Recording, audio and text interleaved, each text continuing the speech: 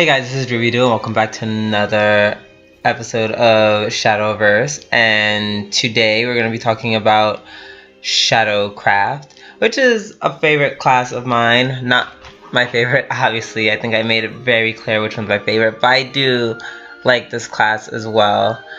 Let's read the description just to give you an idea what it's about. Shadowcraft. This class can activate powerful necromancy effects by spending shadows. Shadows are added to your total whenever you cast spells or when one of your followers or amulets is destroyed. Spend shadows at the right time to control the battlefield. And yeah, so this deck is all about killing creatures like your own, and cool shit happens because of it. Yeah, that's pretty much how the deck works. And as of right now, it's pretty much, it's pretty much fucking up the meta. Well, not fucking up the meta, but it's like, it's pretty much controlling the meta. Especially the mid-range deck, the Shadowcraft mid-range deck. Let's see. Wait, did I pass by any? I didn't pass by one card. Soul Conversion. Destroy an allied follower, draw 2 cards. Another reason why this current meta Shadowcraft is so strong.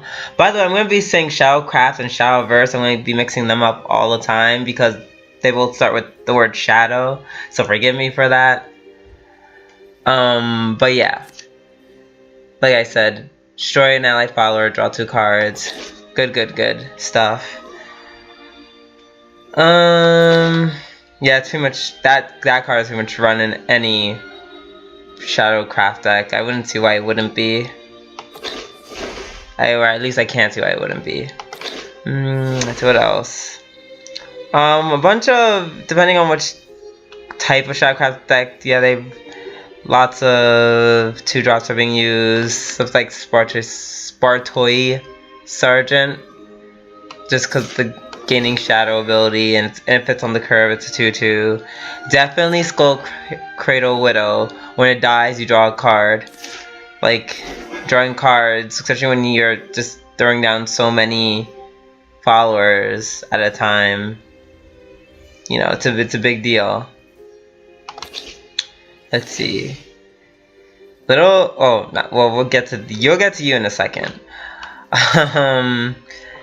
Lurching Corpse is pretty much standard because of its last words, destroy random enemy follower. It's good for killing things with ambush, or just really huge creatures that you just can't deal with. Pairs well with Necro Assassin, which I'll go into later. Pairs well with a lot of cards in general.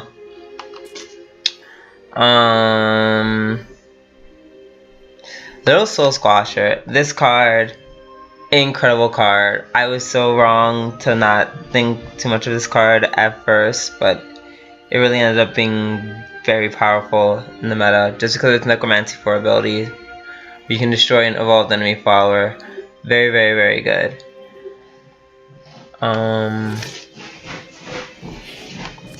Yeah, it's very strong mid-game. Speaking of other strong cards, you have Demon Eater. Let's see, it's Fanfare, destroy an allied follower and draw 2 cards. Yeah, that's crazy because I think Demon Eater essentially replaces Soul Conversion because it does the same thing, except, it's also a 1/2 creature, so a really cool card. That's also a very, a card that's staple. It's a staple in the mid-range aggro decks for Shadowcraft. Let's see. Zombie Party. This is a good card that I also see running around a lot. Deals 3 damage to an enemy follower. If you pay 7, summon 3 zombies. So yeah, it's good versatility. Even though everyone pretty much uses it, it uses the 2-drop ability, which is just, deal 3 damage to an enemy follower. Because that's a lot of damage early, in the early game. Next is Siren's Tears, which no one really uses. I run this in my Shadowcraft deck because, just for the shits and giggles. Destroy a random allied Shadowcraft follower at the end of your turn if you have both a Shadowcraft follower and a neutral follower in play. Then give a random allied neutral follower plus X. X equals the attack of the destroyed Shadowcraft follower. So this is ideally you'd use in a neutral Shadowcraft deck, which can be pretty fun, especially if you use it with Uriel and Death Ledger. Like, it actually they combo well. Of course, it's, the only problem is that you need a lot of pieces for said combo. Let's see what else we have. Gory Emperor Kaiser. Not everyone uses it. It's not as necessary now, seeing how the meta deck for Shadowcraft has nothing to do with neutral cards. But I feel like I should mention it because every other deck pretty much runs this card because of its ability to summon the ultimate carrot, which never dies.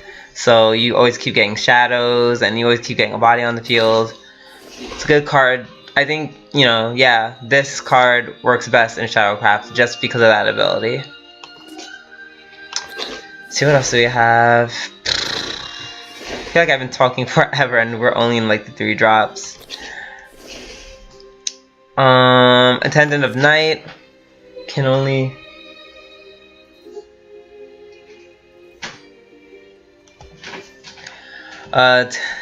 sorry, that was a silent talk with my sister, so I had to speed through it, which is fine because I actually would like to get through this sooner than later. So Attendant of Night, 1/1, it can only attack the enemy leader and follows it ward. Last words, summon a Lynch. Lynch is a 4/4 monster, so like I said, there's multiple cards that kill your own creatures, and in this case you get a 4/4 for killing your own creature. So good synergy. Bone Chimera, when it dies, I forgot to talk about this one because it's also being used. Summon 2/2 skeletons. Just more bodies on the field, more things to kill. It's very annoying. These are very annoying cards to deal with, especially early on. Let's see. None of these cards are really being used. Hell's Unleasher is just another version of Attendant of Night, but no one really runs it because ultimately they're just trying to kill off their own creatures, so they might as well go with the cheaper option, which, makes sense. Necro Assassin is a 3/3, destroy an allied follower and a random enemy follower. Literally pairs with the last 2 cards I talked about. Literally pairs with Lurching Corpse because you can kill 2 creatures. It's a fantastic card, and which is why it's running most decks that I see. There's Orthros, whatever. Deal 2 damage to a random enemy follower, then give +2/+0 to a random allied follower. So yeah, it's good. You can ping something for 2 and then increase one of your weaker creatures and do like substantial damage. Good card overall, in my opinion. Phantom Howl, Necromancy 1. Summon a ghost. Repeat for remaining shadows or until your area is full. This is just a good card if you have like an evil point left and you want to ping them for what, 7? So yeah, you'll do a lot. It's just or you can use it defensively as well.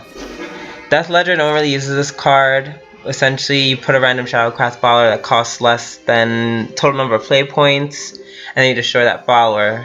So it's a good way of getting Attendant of the Night and just destroying it. So you add shadows and you get a 4/4 at the same time. This was run in the meta, but no longer the case because mid-range aggro is just so strong. Next we have Keroberos, which is a 3/3, which is not what makes it good. What makes it good is you get 2 spells in your hand, both 1 play point spells, Coco, and Mimi. Mimi does 2 damage to an enemy. Coco gives +2/+0 to an allied follower. Great versatility. I wish I had it. If you have it, always run it. You won't be sorry. Let's see.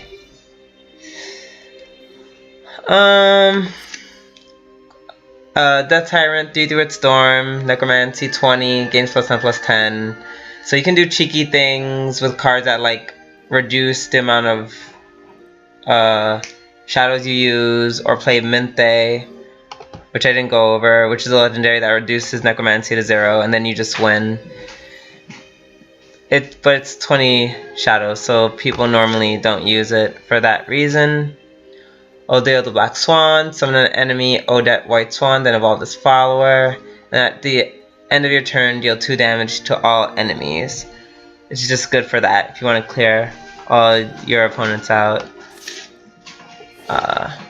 Also, I love the animated one, it's so pretty.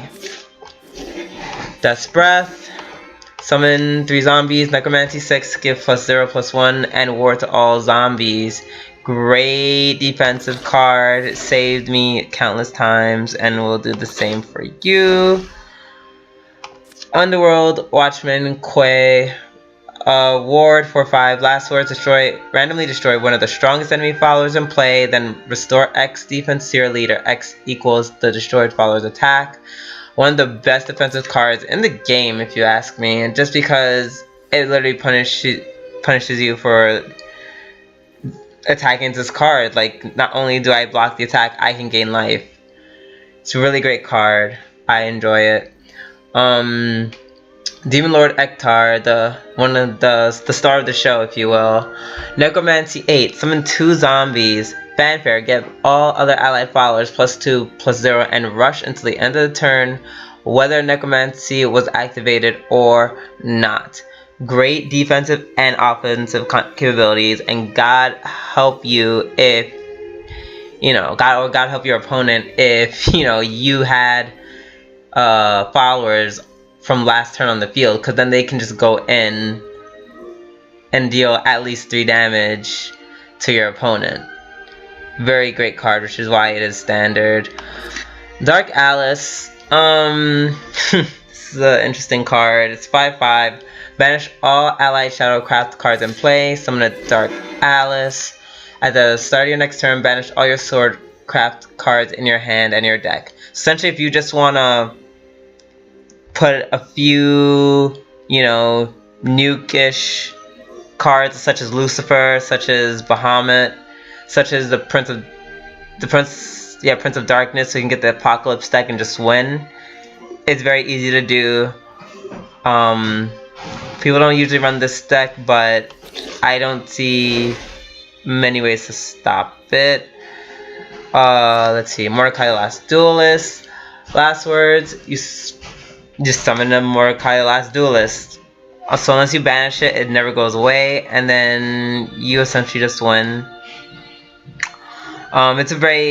It's not impossible to win against someone playing Mordecai, but it's just really, really, really, really freaking hard. Let's see, we have Nephites. Randomly put followers of different costs from your deck into play until your area is full, then destroy those followers. This card is awesome. Let me put this one up too, because you can play a Mordecai, a Dark Alice, well, not a Dark Alice, but a Mordecai, a Underwatch Worldman, let's see, an Attendant of Night, a Hell's Crusher, so on and so forth, and get so many abilities to go off at once. So it's definitely a good card, in my opinion. Not a good card, a great card. And then last but not least, we'll give a special shout out to Lord Atomy. Even though this card has not seen the light of day in Flick Forever. If 4 allied cards are in play, change the cost of this follower to 0 and give it Fanfare. Destroy all other allied cards. This is really good for summoning it like turn 4 or something crazy like that. because then what's your opponent going to do to an 8/8? Plus, it also works very well because its cost is changed to 0. So say you play this on turn 6 for 0, you have a whole extra 6 play points to do whatever you need to do. Yeah, I like this card. I'm pretty sure I had it animated and then I liquefied it because I'm just a disgusting, filthy human being. And yeah, Shadowcraft is just, you know, it was one of the weakest for a while. One of the weaker cards, or sorry, classes using the meta, but now, as of now, it is the strongest. And, you know, to all those people running those mid-range decks, you all suck.